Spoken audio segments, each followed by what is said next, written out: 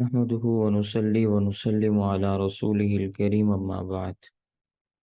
اللهم صل على محمد وعلى آل محمد كما صليت على إبراهيم وعلى آل إبراهيم إنك حميد مجيد. اللهم بارك على محمد وعلى آل محمد كما باركت على إبراهيم وعلى آل إبراهيم إنك حميد مجيد. دیکھیں، کل کے سبق میں نے آپ کے سامنے ایک تمہیدی بات عرض کی تھی نبوت اور رسالت کے متعلق، کہ اللہ تعالیٰ نے انبیاء کے اندر اوصاف کو جمع فرمایا. جب اللہ تعالیٰ کسی بھی شخص کو نبی بناتے ہیں تو اسے کچھ ایسی ممتاز قسم کی صفتیں عطا فرماتے ہیں جو بقیہ لوگوں کے اندر نہیں پائی جاتی. ان صفات کا میں نے آپ کے سامنے چند ایک حوالہ جات کے ساتھ تذکرہ کیا تھا. تو ہماری بات چل رہی تھی کہ نبی معصوم عن الخطا ہوتا ہے، یعنی اللہ تعالیٰ نبی سے کسی بھی قسم کے گناہ کو سرزد نہیں ہونے دیتے. نبی کو اللہ تعالیٰ گناہوں سے بچاتے ہیں. یہ نبی کے بارے میں ہمارا بہت بنیادی عقیدہ اور نظریہ ہے کہ اللہ تعالیٰ انبیاء کی گناہوں سے حفاظت فرماتے ہیں. معصوم عن الخطا کا یہی معنی ہے. اب میں نے مرزا قادیانی کے حوالے سے کل آپ کے سامنے کچھ فتاوی جات بھی عرض کیے تھے کہ مرزا قادیانی چند ایک گناہوں کے متعلق فتاوی جات آئے تھے کہ وہ ان گناہوں کے بارے میں کیا کہتا ہے. پھر میں نے کچھ آپ کے سامنے مرزا قادیانی کے گناہوں کا تذکرہ بھی کیا تھا. میں چاہتا ہوں کہ چند ایک باتیں مزید آپ کے سامنے آئیں کہ مرزا قادیانی ہر قسم کے گناہوں کا مجموعہ تھا. کیونکہ یہ بات سمجھنی اس لیے ضروری ہے کہ کوئی بھی شخص جب نبوت کا دعویٰ کرتا ہے تو سب سے پہلے نبی کی ذات کو دیکھا جاتا ہے. اس کا کل میں نے آپ کے سامنے حوالہ مرزا غلام احمد قادیانی کی کتاب سے بھی پیش کیا تھا کہ یہ صرف ہمارا عقیدہ اور نظریہ نہیں، بلکہ قادیانی جماعت اور قادیانی جماعت کے بڑے سارے کے سارے یہ بات کہتے ہیں کہ اگر کسی شخص کے بارے میں ہم نے نبوت کا فیصلہ کرنا ہو، جیسے کہ حکیم نور الدین کی عبارت میں نے آپ کے سامنے پڑھی تھی، تو اس کے اوصاف کو دیکھا جاتا ہے، اس کی ذات کو دیکھا جاتا ہے کہ وہ کس قسم کا آدمی ہے. تو اسی لیے ہم مرزا قادیانی کی ذات کے اوپر تھوڑی بحث طویل کرتے ہیں کہ یہ شخص اس قابل نہیں تھا کہ نبوت کا دعویٰ کر سکتا یا یہ نبی ہونے کا دعوے دار بن سکے، یہ اس قابل ہی نہیں تھا. تو کیسے ممکن ہے کہ یہ مقام نبوت پر سرفراز ہو سکے؟ اور پھر یہ بات بھی میری ذہن میں رکھیں، مرزا قادیانی نے جب تک مولویت کا دعویٰ کیا تو مولوی کی ذات کو پرکھنا یا مولوی کی ذات کے اوپر ایمان لانا ضروری نہیں ہوتا. اس لیے عام علماء کی ذاتیات کو یا کسی کے مشائخ یا کسی کے اکابرین کی پگڑیوں کو نہیں اچھالا جاتا، اس لیے کہ ان کی ذات دین اور ایمان نہیں ہے. وہ بات ٹھیک کرتے ہیں تو بات کو لیا جاتا ہے، بات غلط کرتے ہیں تو بات کی تردید ہوتی ہے. ان کی ذاتیات پہ کیچڑ نہیں اچھالے جاتے. اپنے ذات میں وہ کیسے بھی ہوں، یہ ان کا اور اللہ کا معاملہ ہے. لیکن نبی کے متعلق ہمارا عقیدہ ہوتا ہے کہ نبی کی ذات دین ہے. جیسے کہ ہمارے اپنے پیغمبر صلی اللہ علیہ وسلم، ان کے بارے میں ہمارا عقیدہ اور نظریہ ہے کہ ہماری نماز کا نام دین ہے، ہمارے روزے کا نام دین ہے، ہمارے حج کا نام دین ہے، لیکن ذات نبوت دین ہے. میں نماز پڑھوں گا تو میں کہتا ہوں کہ میں دین کا کام کر رہا ہوں، دینی عمل کر رہا ہوں. روزہ رکھ رہا ہوں تو دینی عمل کر رہا ہوں، حج کر رہا ہوں تو دینی فریضہ سر انجام دے رہا ہوں. لیکن نبوت کی ذات سراپا دین ہے کہ ہمارے نظریات میں بات شامل ہے. تو اس لیے ہم یہ بات کہتے ہیں کہ ذرا قادیانی مرزا غلام قادیانی کی بھی سیرت اور کردار کا جائزہ لے لیں۔ تو چند ایک گناہوں کا کل میں نے تذکرہ کیا تھا، ایک بد نظری کے عنوان سے تھا اور ایک جھوٹ کے عنوان سے تھا۔ آج میں آپ کے سامنے دغا بازی بھی اس کی بیان کرتا ہوں، دھوکہ دہی، کہ نبی ہونے کا دعوے دار ہو اور پھر لوگوں کو دھوکے دے، یہ نبی کے شایان شان نہیں ہے۔ روحانی خزائن کی جلد نمبر 21 صفحہ نمبر 9 پر یہ بات موجود ہے۔ مرزا غلام قادیانی نے اپنی کتاب لکھنا شروع کی براہین احمدیہ کے نام سے۔ تو کہنے لگا پہلے 50 حصے لکھنے کا ارادہ تھا، مگر 5 پر اکتفا کیا، چونکہ 50 اور 5 کے عدد میں صرف ایک نقطے کا فرق ہے، اس لیے 5 حصوں سے وہ وعدہ پورا ہو گیا۔ لوگوں کو کہا کہ میں نے براہین احمدیہ کتاب لکھنی ہے جو وحی کے اوپر مشتمل ہوگی اور اس کی 50 جلدیں ہوں گی، لہذا چندہ دو۔ لوگوں نے مال دیا۔ بعضوں کے بارے میں یہ بھی آتا ہے کہ خواتین نے زیور بھی دیے کہ ہماری وحی کی کتاب چھپ جائے۔ تو 50 جلدیں لکھنے کی بجائے 5 جلدیں لکھیں اور کہا جی 50 والا وعدہ پورا ہو گیا، کیونکہ اردو زبان میں جب آپ لفظ یہ 50 کا ہندسہ لکھتے ہیں تو 5 جو دل کی شکل کا لکھا جاتا ہے اور 7 نقطہ لگتا ہے۔ ریاضی کے حساب سے دیکھیں تو پورا گول دائرہ ہے، لیکن اردو کے حساب سے دیکھیں تو نقطہ لگتا ہے۔ تو یہ اس حساب سے اس نے بات کی ہے کہ 50 اور 5 کے عدد میں صرف نقطے کا فرق ہے، نقطہ نکال دو تو 5 اور 50 میں کوئی فرق نہیں۔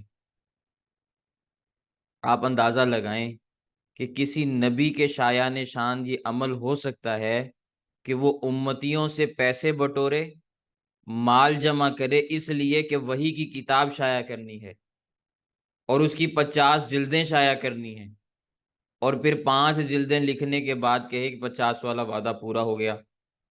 آپ مجھے بتائیں کہ آپ اس کو کس چیز کا نام دیں گے؟ آپ اس کو دھوکہ نہیں کہیں گے، دغا بازی نہیں کہیں گے، وعدہ خلافی نہیں کہیں گے، کیا کہیں گے؟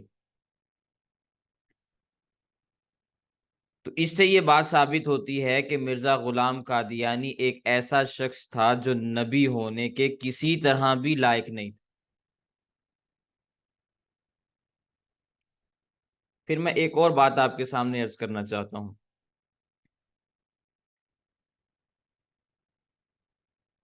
نبی کبھی بھی بد زبان نہیں ہوتا، گالیاں نہیں دیتے، انبیاء کی شان کے یہ چیز مناسب نہیں۔ بلکہ اگر قرآن کریم کو آپ دیکھیں تو اللہ تعالیٰ نے نبی کریم صلی اللہ علیہ وسلم کے بارے میں یہ بھی فرمایا کہ شعر و شاعری بھی نبی کی ذات کے مناسب نہیں، حالانکہ وہ ایک کلام ہے، اگر اس میں درست بات کہی جائے تو کوئی مذائقہ نہیں ہے، لیکن نبی کے شایان شان وہ کلام نہیں ہے کہ نبی شاعر ہو۔ شاعر ہونا نبی کے لیے مناسب نہیں۔ یہ الگ بات ہے کہ مرزا قادیانی کے اشعار موجود ہیں، یہ شاعر تھا، وہ جیسا کیسا بھی تھا، ظاہر ہے جب کلام لکھے ہیں تو شاعری کہیں گے نا اس کو، وہ تو بعد کا مسئلہ ہے کہ شاعروں کی دنیا میں پھر اس کلام کی کیا حیثیت ہے، لیکن بقول اس کے کہ یہ شاعر بھی تھا۔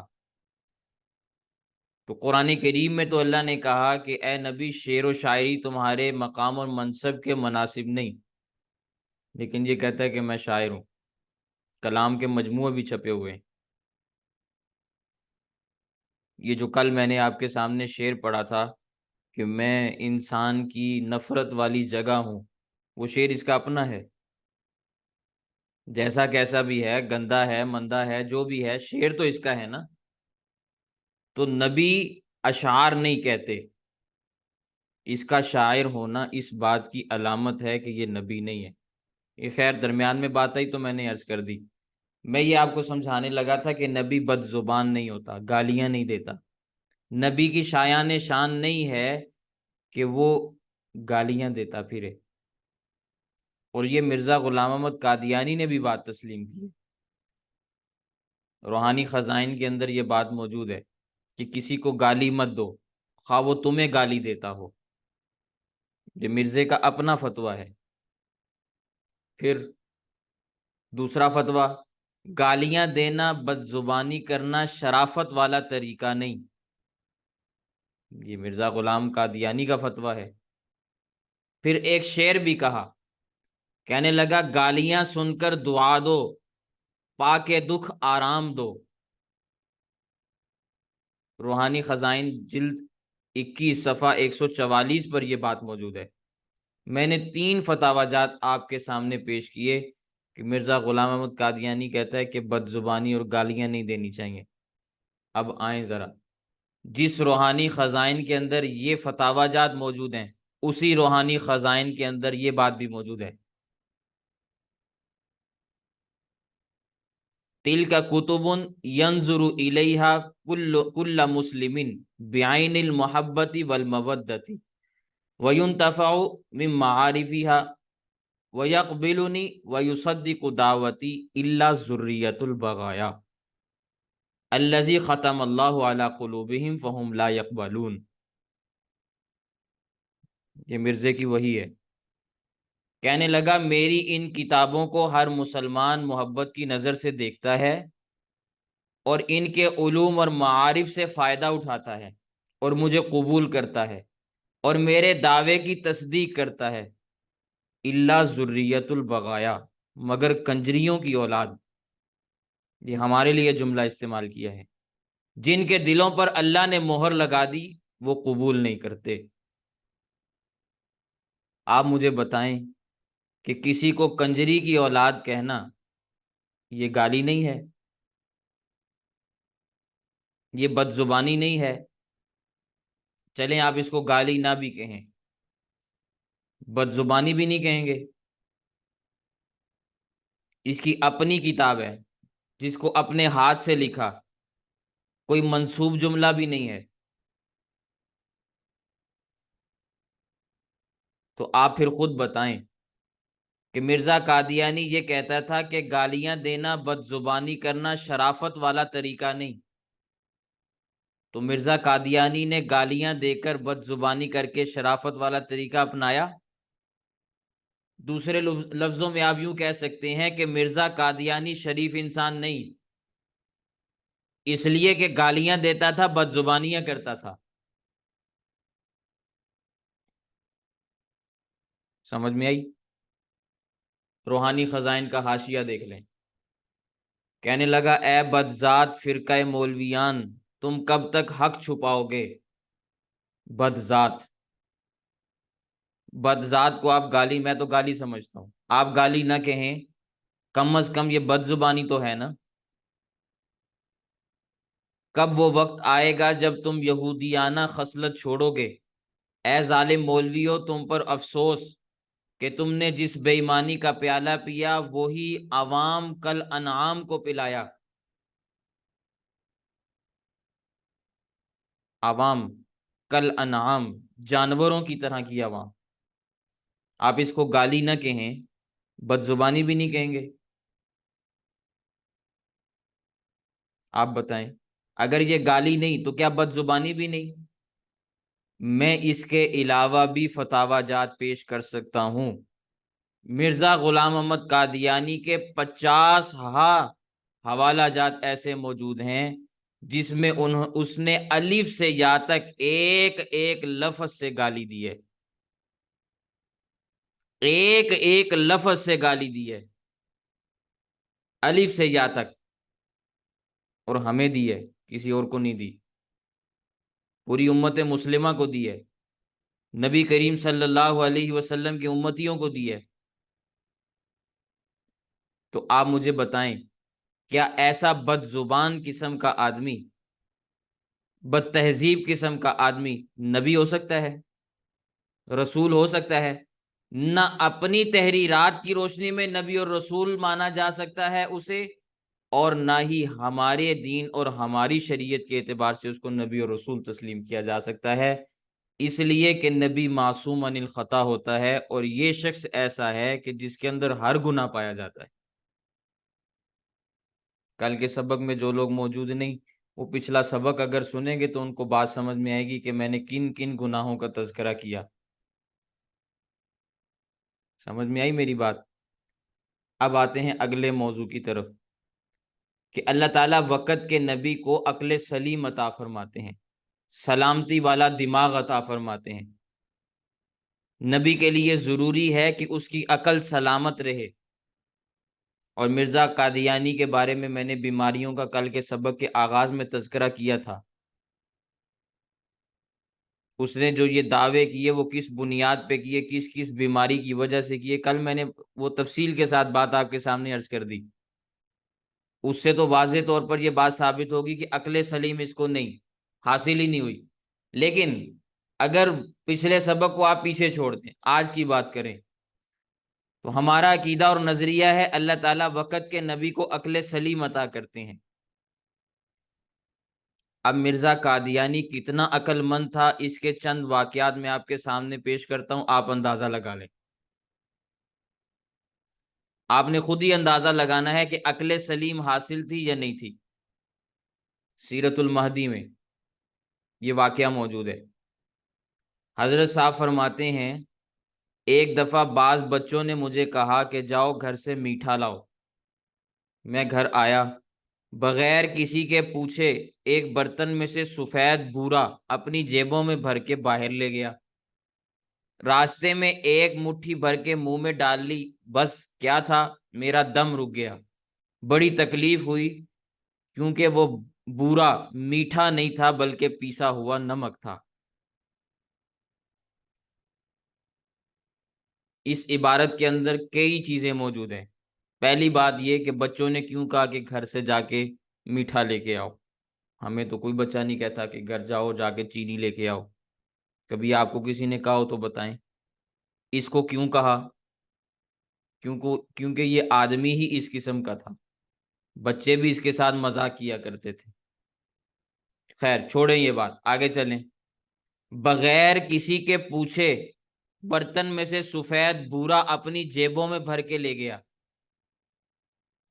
مطلب اس کا یہ ہے کہ اس کو پوچھنا بھی پڑتا تھا، خود سے اس کو عقل نہیں تھی۔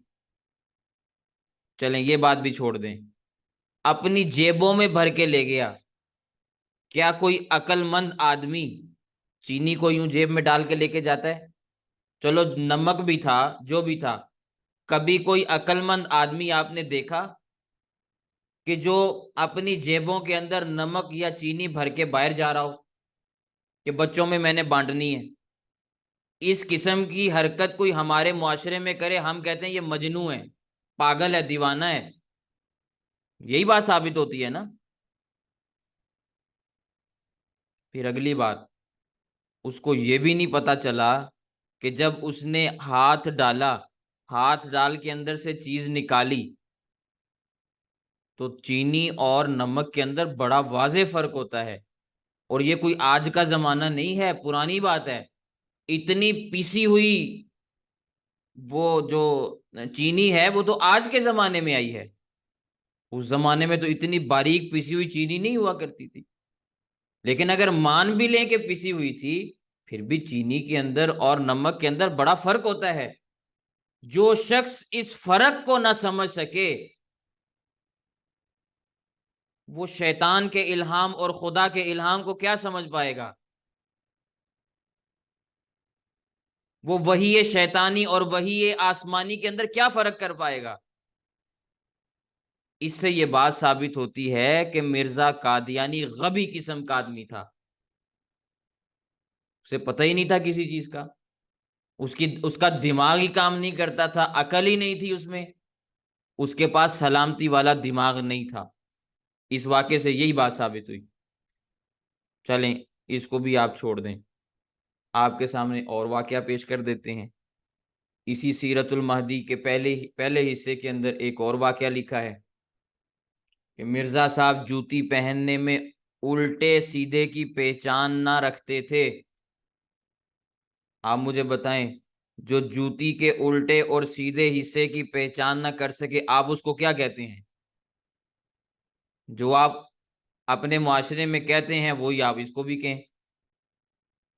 بسا اوقات الٹی جوتی پہن لیتے تھے، والدہ صاحبہ یعنی مرزے کی بیوی، انہوں نے الٹے سیدھے کا پاؤں کی شناخت کے لیے نشان بھی لگا دیا، مگر اس کے باوجود پھر بھی الٹا پہن لیتے تھے۔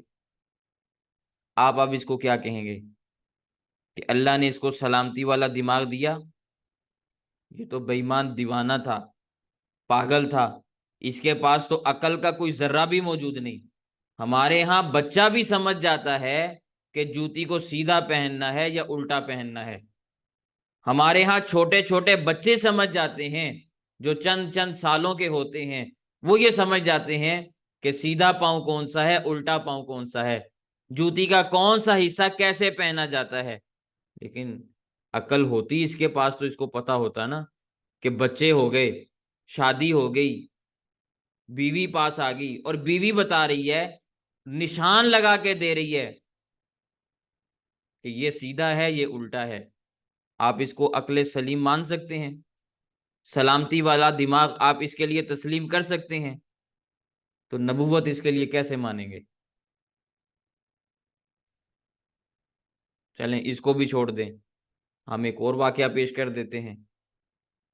اسی سیرت المہدی کے اندر لکھا ہے، بعض دفعہ جب جراب پہنتے تو اس کی ایڑی نیچے کی طرف رکھنے کی بجائے اوپر کی طرف رکھ دیتے۔ بات سمجھ میں آ گئی؟ آپ اس کو کیا کہیں گے؟ اور بھی مثالیں موجود ہیں۔ جس آدمی کو بٹن لگانے کی تمیز نہیں، نیچے والا بٹن اوپر والے میں، اوپر والا بٹن نیچے والے حصے میں، آپ اس کو عقل مند آدمی کہیں گے؟ سلامتی والا دماغ اس کے لیے تسلیم کریں گے؟ تو نبی اس کو کیسے مانیں گے؟ نبی اس کو کیسے تسلیم کریں گے؟ تو میں نے آپ کے سامنے یہ بات عرض کی کہ نبوت کے لیے ہم عقل سلیم کے قائل ہیں، سلامتی والا دماغ ہوگا تبھی اللہ تعالی سے احکامات وصول کر سکے گا۔ اور یہ بات ذہن میں رکھیں، عام امتیوں سے نبی کا دماغ بہت تیز ہوتا ہے۔ عام امتی کو اللہ تعالیٰ وہ سمجھنے کی صلاحیت نہیں دیتے، نبی اپنی امت میں سب سے زیادہ سمجھدار ہوتا ہے، اور یہاں تو معاملہ ہی الٹا ہے۔ اس کے امتیوں کو میں سمجھدار نہیں سمجھتا، سمجھدار ہوتے تو اس کو کیوں مانتے؟ اس غبی قسم کے آدمی کے اوپر ایمان کیوں لاتے؟ سمجھدار میں ان کو نہیں کہہ رہا، لیکن میں ایک اعتبار سے بات کر رہا ہوں کہ کم از کم ان کے امتیوں نے بٹن تو ٹھیک لگائے ہوتے ہیں نا، جرابیں تو سیدھی پہنی ہوتی ہیں، جوتیاں تو سیدھی پہنی ہوتی ہیں نا، چینی اور نمک کا تو فرق معلوم ہے نا۔ ان کے نبی کو تو یہ بھی پتہ نہیں تھا۔ تو یہاں تو معاملہ بالکل ہی الٹا چل رہا ہے۔ تو مقدمہ آپ کو سمجھ میں آ گیا کہ نبی کو اللہ تعالیٰ عقل سلیم عطا کرتے ہیں، اور جس شخص کے پاس عقل سلیم موجود نہ ہو اس کو تو کوئی نارمل انسان کہنے کے لیے تیار نہیں، دیوانہ کہتے ہیں، مجنوں کہتے ہیں، نبی اس کو کیسے کہیں گے؟ اس کی نبوت کو آپ کیسے تسلیم کر سکیں گے؟ تو ایسا شخص نبی نہیں ہو سکتا۔ پھر آ جائیں اگلی بات کی طرف۔ شریعت کے معاملات میں اللہ تعالیٰ نبی کو علمی کمال عطا فرماتے ہیں۔ شریعت کے معاملات میں اللہ تعالیٰ نبی کو کمال عطا فرماتے ہیں۔ علم کے معاملے میں اللہ تعالیٰ اس کو ایسے علوم عطا کرتے ہیں کہ اس کی امت میں سے کسی کو بھی وہ علوم نصیب نہیں ہوئے ہوتے۔ نبی اپنے امت میں سے، اپنے امتیوں میں سے سب سے بڑا عالم ہوتا ہے۔ اور پھر نبی انبیاء کے متعلق جو بات بھی بیان کرتا ہے وہ 100% درست ہوتی ہے۔ نبی شریعت کے متعلق جو بھی بات بیان کرتا ہے وہ 100% درست ہوتی ہے۔ نبی حالات کے متعلق جو کچھ بھی بیان کرتا ہے وہ 100% درست ہوتی ہے۔ نبی تاریخ کے حوالے سے کوئی حوالہ بیان کرے، کسی تاریخی واقعے کی طرف اشارہ کرے، تو نبی کی وہ بات بھی 100% درست ہوتی ہے۔ اللہ تعالیٰ نبی کو علمی کمال عطا فرماتے ہیں۔ جی ہمارا عقیدہ اور نظریہ ہے۔ اب اگر آئیں میں آپ کو مرزا قادیانی کے علمی کمالات بتاؤں کہ اس بیچارے کے پاس علمی کمالات کون کون سے تھے۔ اسلامی مہینوں کے نام آپ کو بھی آتے ہوں گے، مرزا قادیانی کو بھی آتے تھے، اسی لیے اس نے لکھا روحانی خزائن کے اندر، اسی مناسبت کے لحاظ سے اس نے اسلامی مہینوں میں سے چوتھا مہینہ لیا، یعنی ماہ صفر۔ اسلامی مہینوں میں سے چوتھا مہینہ لیا یعنی ماہ صفر۔ آپ مجھے بتائیں اسلامی مہینوں کے نام اگر آپ کو آتے ہیں تو اسلامی مہینوں میں سے چوتھا مہینہ صفر کا ہوتا ہے یا دوسرا مہینہ ہوتا ہے؟ محرم کے بعد صفر آتا ہے یا چوتھے نمبر پہ جا کے صفر آتا ہے؟ یہ اس کا علمی کمال ہے۔ جس شخص کو یہ بھی معلوم نہیں کہ اسلامی مہینوں میں سے صفر کون سا مہینہ ہے، وہ ہمیں یہ بتائے گا کہ اللہ نے نبی کس کو بنایا، وہ ہمیں یہ بتائے گا کہ خاتم النبیین کا معنی کیا ہے، وہ ہمیں یہ بتائے گا کہ ذلی اور بروزی نبی کیا ہوتا ہے، وہ ہمیں یہ بتائے گا کہ شریعت کے معاملات کیا ہوتے ہیں۔ جس شخص کی علمی اوقات یہ ہے کہ اس کو یہ نہیں پتا کہ سفر کا مہینہ دوسرا ہوتا ہے یا چوتھا ہوتا ہے۔ کل بھی میں نے ایک حوالہ آپ کے سامنے پیش کیا تھا جس میں نکلی نکلا کے حوالے سے کچھ باتیں تھیں، اور یہ نکلی نکلا میں نہیں کہہ رہا، اس کی اپنی کتابوں کے الفاظ ہیں، وہ حوالہ جات میں نے آپ کے سامنے پیش نہیں کیے اس لیے کہ تہذیب کے دائرے سے وہ باتیں باہر ہیں۔ جب یہ کہتا ہے کہ میں پہلے مریم تھی، پھر میں نے عیسیٰ کو جنم دیا اور پھر میں خود ہی عیسیٰ بن کے باہر نکل آیا، اس کے الفاظ ہیں، میں نے اس کے اوپر تہمت تو نہیں لگائی۔ کل میں نے آپ کے سامنے حوالہ جات میں سے ایک حوالہ پڑھا تھا، وہاں ایک بات اور بھی تھی جس کی طرف میں نے تھوڑا سا اشارہ بھی کیا تھا۔ حمل انسانوں کو ٹھہرتا ہے تو 9 مہینوں کے بعد بچہ پیدا ہو جاتا ہے، 8ویں مہینے کے آخر میں، 9ویں مہینے کے شروع میں یا 9ویں مہینے کے آخر تک ولادت ہو جاتی ہے، انسانوں کے بچے یوں ہی پیدا ہوتے ہیں۔ اس نے وہاں ایک لفظ استعمال کیا تھا 10 مہینوں کا۔ جس آدمی کو یہ بھی نہیں پتا کہ انسانوں کی ولادت 9 مہینوں میں ہوتی ہے یا 10 مہینوں میں ہوتی ہے، وہ ہمیں بتائے گا کہ شریعت کے معاملات کیا ہوتے ہیں، وہ ہمیں یہ بتائے گا کہ اللہ تعالیٰ نے کیا بات نازل فرمائی ہے، وہ ہمیں یہ بتائے گا کہ نبی اور رسول کس کو بننا چاہیے۔ یہ الگ بات ہے کہ کھوتی کا بچہ 10 مہینوں کے بعد پیدا ہوتا ہے، انسانوں کے 9 مہینوں کے بعد پیدا ہوتے ہیں۔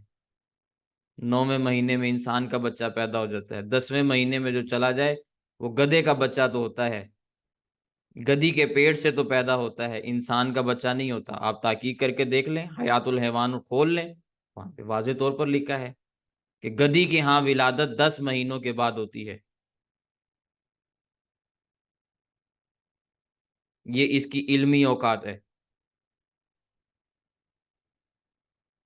پھر آئیں، میں نے ایک تمہید کے اندر بات عرض کی کہ نبی انبیاء کے متعلق اگر کوئی بات کہتا ہے تو وہ 100% سچی ہوتی ہے۔ نبی کریم صلی اللہ علیہ وسلم کے متعلق اس نے ایک بات بیان کی سیرت کے حوالے سے، کہنے لگا تاریخ دان لوگ جانتے ہیں کہ آپ صلی اللہ علیہ وسلم کے گھر میں 11 لڑکے پیدا ہوئے اور سب کے سب فوت ہو گئے۔ آپ مجھے بتائیں، تھوڑی بہت سیرت تو آپ نے بھی پڑھی ہے، نبی کریم صلی اللہ علیہ وسلم کے ہاں 11 لڑکے پیدا ہوئے تھے؟ کس سیرت کی کتاب میں لکھا ہے کہ اللہ کے نبی صلی اللہ علیہ وسلم کے ہاں 11 بچے پیدا ہوئے؟ لڑکوں اور لڑکیوں کو ملائیں تب بھی 11 تعداد نہیں بنتی، یہ کہہ رہا ہے صرف لڑکے 11 پیدا ہوئے۔ تو نبی تو وہ ہوتا ہے جو دیگر انبیاء کے بارے میں جو بات کہتا ہے وہ سچی ہوتی ہے، 100% سچی ہوتی ہے، خلاف واقع نہیں ہوتی۔ یہ تو خلاف واقع بات ہے۔ کسی ایک سیرت کی کتاب سے آپ حوالہ پیش کر دیں کہ اللہ کے نبی صلی اللہ علیہ وسلم کے گھر میں 11 لڑکے پیدا ہوئے، اور سارے کے سارے فوت ہوئے۔ ایک حوالہ کسی بھی سیرت کی کتاب سے 1400 سال میں اگر قادیانی لوگ پیش کر دیں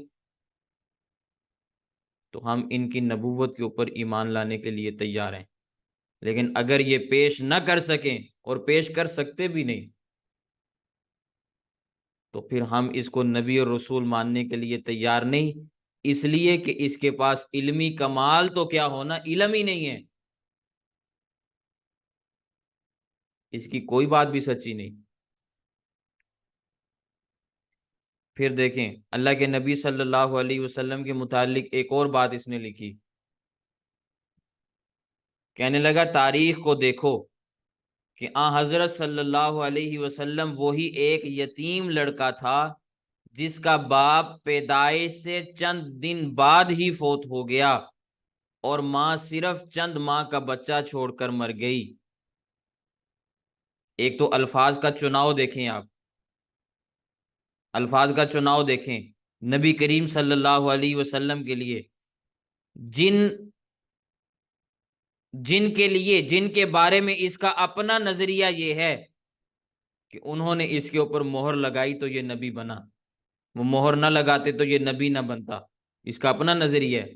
الگ بات ہے کہ یہ ساری فضول قسم کی باتیں ہیں، ایسی کوئی چیز نہیں، لیکن جو تمہیں نبی بنا رہا ہے اس کے بارے میں ذرا الفاظ کا چناؤ دیکھو۔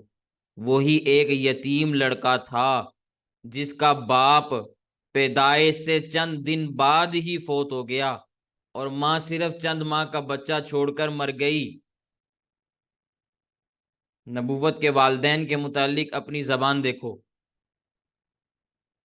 ادب ہوتا، تہذیب ہوتی، علم ہوتا تو اس قسم کے الفاظ کا چناؤ ہوتا؟ کبھی بھی نہ ہوتا۔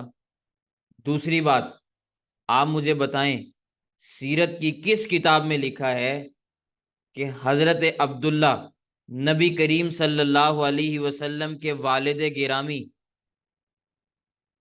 پیدائش کے بعد فوت ہوئے؟ سیرت کی ایک کتاب کا حوالہ لا کے دیں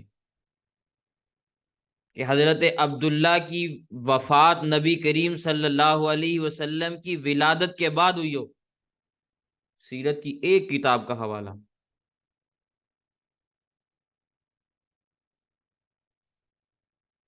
اس سے یہ بات ثابت ہوتی ہے کہ اس کے پاس علمی کمال تو کیا ہونا، علم کا بھی وجود نہیں۔ اور انبیاء کے متعلق یہ میں نے صرف نبی کریم صلی اللہ علیہ وسلم کے بارے میں بات آپ کے سامنے عرض کی، اور ایک اسلامی مہینے کے حوالے سے بات عرض کر دی، ایک حمل کے حوالے سے بات آپ کے سامنے عرض کر دی، سینکڑوں مثالیں اس کی کتابوں میں موجود ہیں، سینکڑوں مثالیں موجود ہیں، ایک ایک حوالہ اس نے غلط بیان کیا، کوئی ایک بات بھی درست بیان نہیں کی۔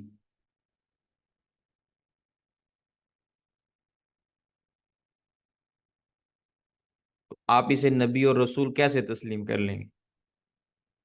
نبی تو جو بات بھی بیان کرتا ہے وہ انبیاء کے متعلق اگر بیان کرے تو 100% سچی ہوتی ہے، کسی اور حوالے سے بیان کرے وہ بھی 100% سچی ہوتی ہے، کیونکہ نبی خود نہیں بیان کرتا، اللہ تعالیٰ اس کو علم دیتے ہیں۔ ما ینطق عن الہوا ان ہوا الا وحی یوحا، وہی آتی ہے تو نبی کی زبان چلتی ہے، وہی آتی ہے تو نبی کی زبان چلتی ہے، اس کی تو زبان ایسے چل رہی ہے کہ آپ اس کا تصور بھی نہیں کر سکتے، ایک ایک بات غلط، ایک ایک حوالہ غلط۔ خیر آگے چلیں۔ نبی کی اللہ تعالیٰ شیطان سے حفاظت فرماتے ہیں، کیا معنی؟ نبی اگر سو جائے تو نیند کی حالت میں بھی نبی کے کپڑے ناپاک نہیں ہوتے۔ حضرت عبداللہ بن عباس رضی اللہ تعالیٰ عنہما کی حدیث پاک ہے، میں نے کئی دفعہ اسباق میں اس کو نقل بھی کیا، الخصائص القبریٰ میں امام سیوطی رحمہ اللہ نے یہ بات نقل فرمائی ہے، لم یحتلم نبی قط، نبی کو کبھی بھی احتلام نہیں ہوتا، اس لیے کہ شیطان نبی کے خواب میں نہیں آ سکتا، انبیاء کے خواب وہی ہوتے ہیں، دخل شیطانی سے پاک ہوتے ہیں۔ محرم الحرام کے اسباق میں بھی میں نے اس کے متعلق کچھ باتیں عرض کی تھیں، اگر کسی نے وہ اسباق لیے ہوں، یاد ہوں۔ خیر میں یہ عرض کر رہا ہوں کہ نبی اگر سو جائیں، نیند کی حالت میں ہوں، تو نبی کے کپڑے ناپاک نہیں ہوتے۔ اس پر کئی ایک آثار موجود ہیں، احادیث موجود ہیں۔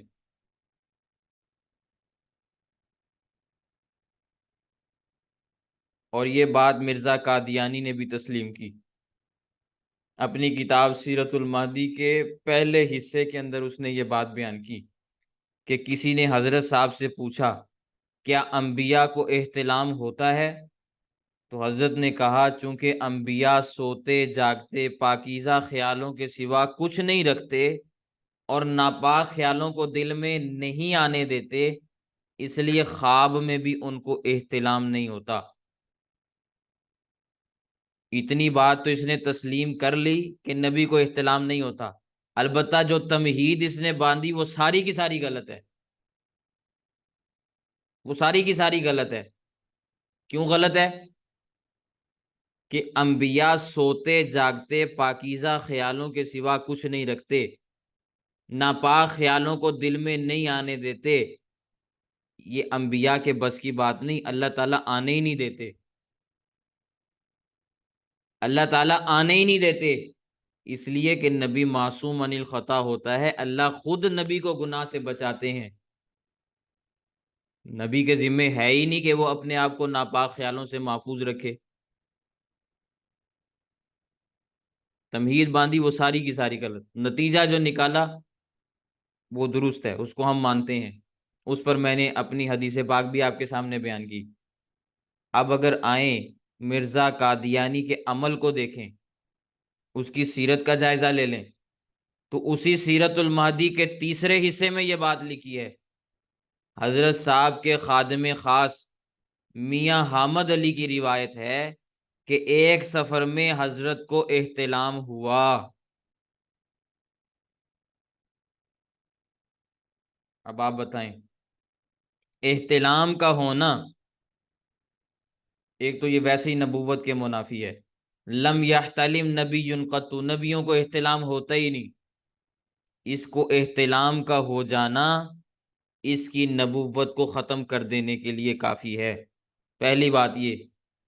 دوسری بات کہ اگر اس کو احتلام ہوا ہے تو دخل شیطانی کی وجہ سے ہوا ہے، اس کا معنی یہ ہے کہ اس کی شیطان سے حفاظت نہیں کی گئی، اگر اس کی شیطان سے حفاظت نہیں ہے یہ نبی نہیں ہے، کیونکہ اللہ تعالیٰ انبیاء کو شیطان سے محفوظ رکھتے ہیں، وہ نبی کے اختیار میں نہیں ہوتا، اللہ تعالیٰ خود حفاظت فرماتے ہیں۔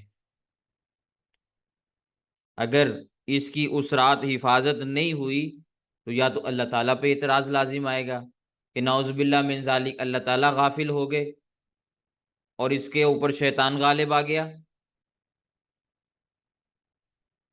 یہی معنی کر سکتے ہیں نا آپ، پھر دوسرا نتیجہ تو یہی نکلے گا، یا پھر یہ ہے کہ یہ بے ایمان ہے۔ تو ہم اپنے عقیدوں کے اوپر تو ضرب نہیں لگنے دیتے، ہم یہ کہتے ہیں کہ یہ شخص بے ایمان ہے، خود شیطان تھا، یاری تھی شیطان کے ساتھ، دوستانہ تھا، اور خود اس کی کتابوں میں یہ بات موجود ہے کہ شیطان کو کیوں برا کہتے ہو، اس کا کیا قصور ہے، وہ تو ہمارا دوست ہے، یار ہے ہمارا۔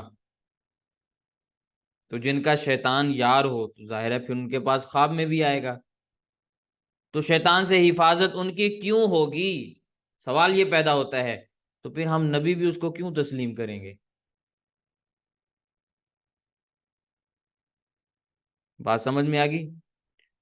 تو شیطان سے اس کی حفاظت کا نہ ہونا اس بات کو ثابت کرتا ہے کہ یہ شخص اللہ کا نبی نہیں ہے۔ آگے آ جائیں، ہر صاحب شریعت نبی کو اللہ تعالیٰ کلمہ عطا کرتے ہیں، جس نبی کو اللہ تعالیٰ شریعت دیتے ہیں اس کو کلمہ بھی دیتے ہیں۔ آپ کو یہ بات نہیں ملے گی، انبیاء کی تاریخ اٹھا کے دیکھیں، سیرت الانبیاء کا آپ مطالعہ کریں، جس نبی کی شریعت پہلے والی اس کا کلمہ بھی پہلے والا، جس کی شریعت نہیں ہے اس کا کلمہ بھی نیا ہے۔ حضرت موسیٰ علیہ السلام کی شریعت نئی تھی تو موسیٰ علیہ السلام کا کلمہ بھی نیا تھا۔ عیسیٰ علیہ السلام کی شریعت نئی تھی تو عیسیٰ علیہ السلام کا کلمہ بھی نیا تھا۔ حضرت محمد رسول اللہ صلی اللہ علیہ وسلم کی شریعت بھی نئی تھی تو کلمہ بھی نیا آیا۔ سوال یہ پیدا ہوتا ہے کہ مرزا قادیانی نے اپنی نئی شریعت ہونے کا دعویٰ کیا ہے؟ بالکل کیا ہے۔ کہتا ہے ہم نئی شریعت لے کر آئے ہیں، نیا دین لے کر آئے ہیں۔ دین، نئے دین کا مطلب ہی نئی شریعت ہے۔ اور پھر اس نے یہ بات لکھی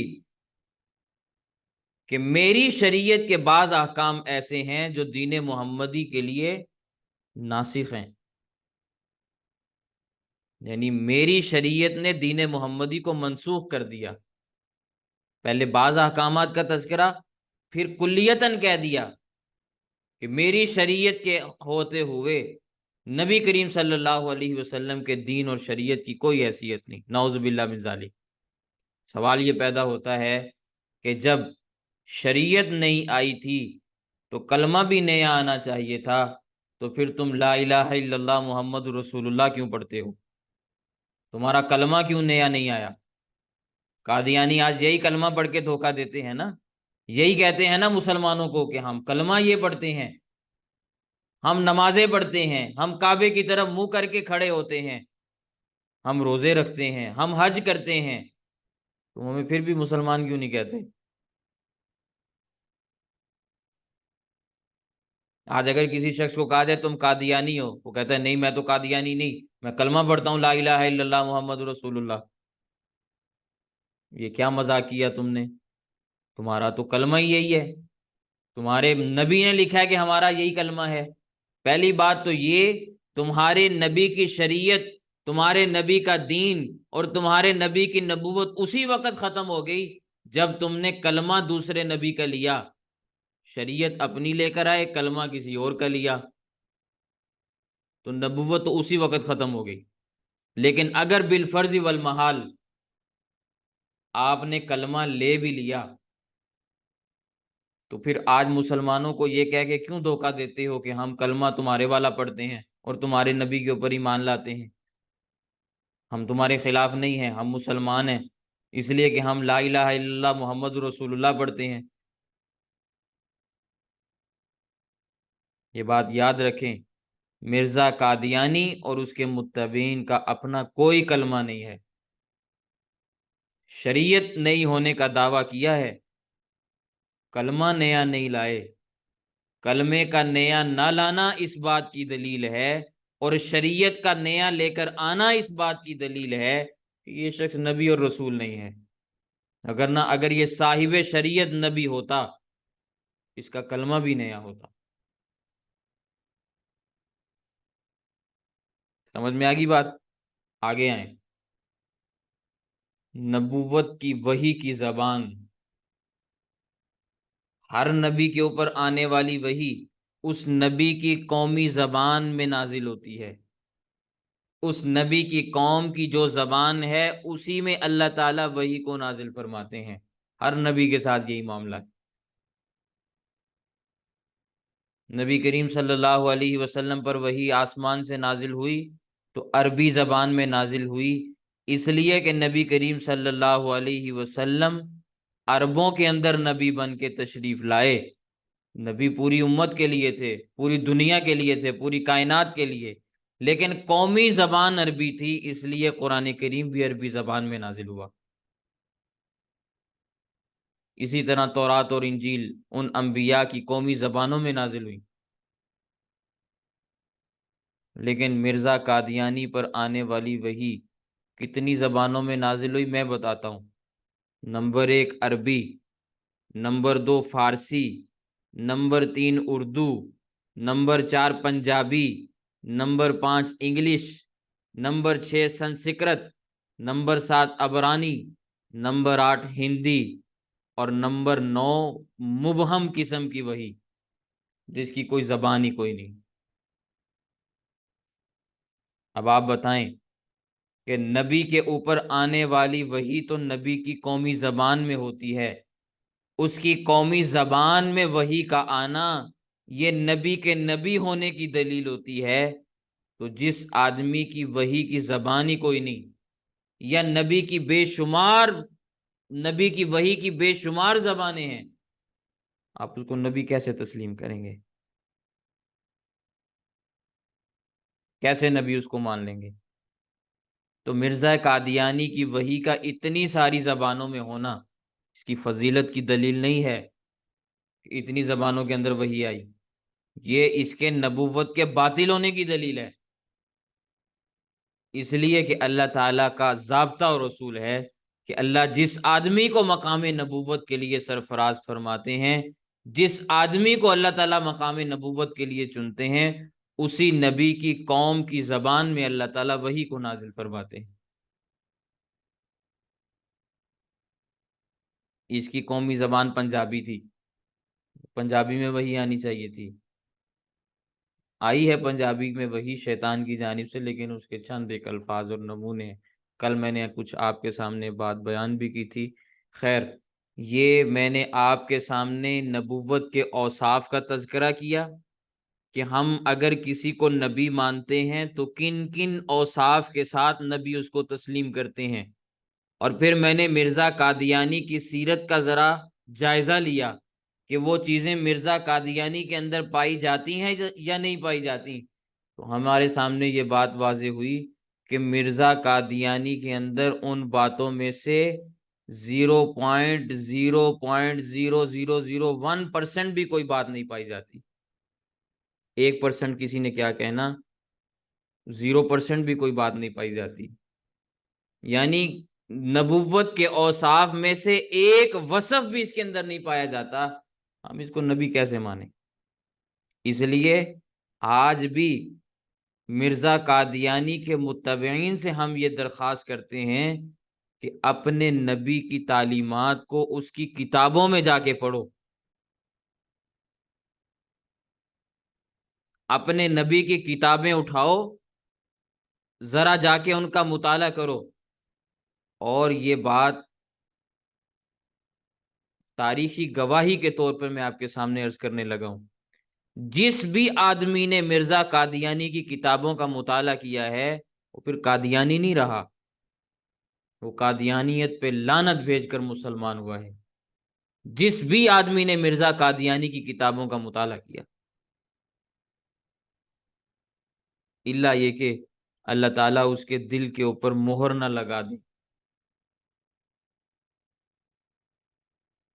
تو یہ مرزا قادیانی کے حوالے سے میں نے کچھ ایک باتیں آپ کے سامنے عرض کی تھیں، ارادہ تو اور بھی بہت کچھ عرض کرنے کا تھا، لیکن ابھی وقت بہت مختصر رہ گیا۔